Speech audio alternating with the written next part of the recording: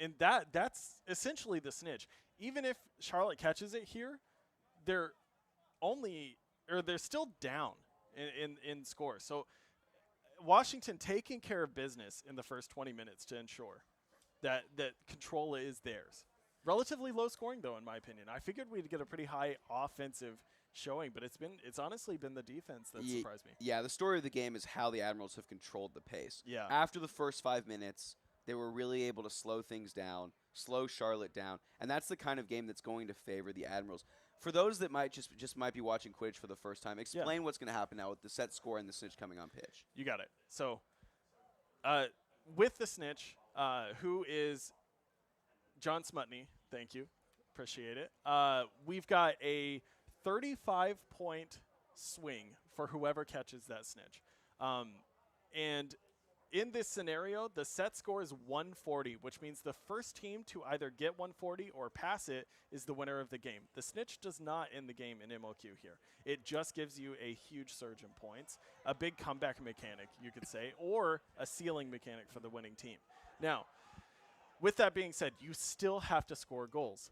It's 7 goals or 3 goals and the snitch at minimum, or in most cases, essentially. But if you're Washington, you still want to catch the snitch. If you're Charlotte, you still want to catch the snitch.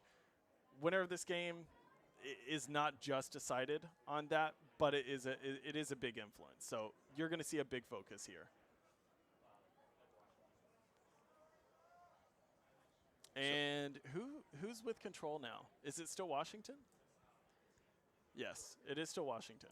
Yeah, so coming back to Broomside, Washington going to have blooder control. Yeah, very, very important because who do you think has the advantage in the seeking game? Coming to easy Charlotte. And it's not to knock Washington.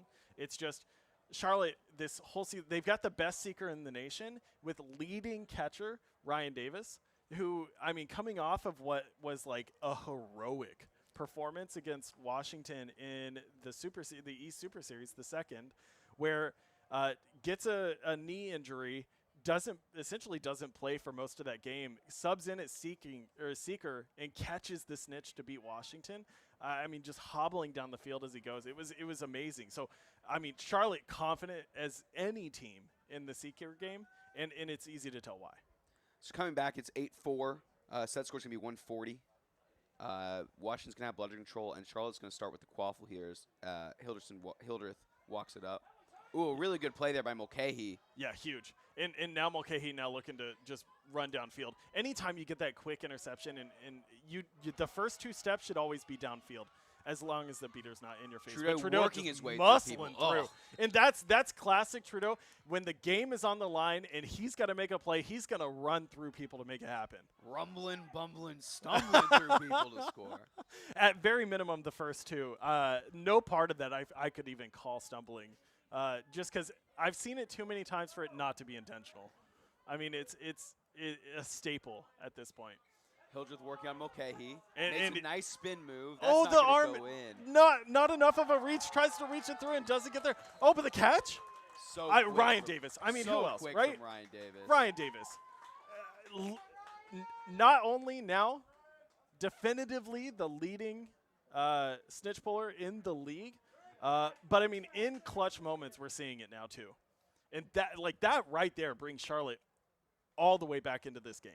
Wow, that's the best seeker doing best seeker work right there. Yeah, he's earned it, 100%. I mean, John Smutny is a great snitch for Charlotte, and a pull in less than a minute, if I'm not mistaken. So good. Yeah, almost unheard of Can't at say this point. enough. So good.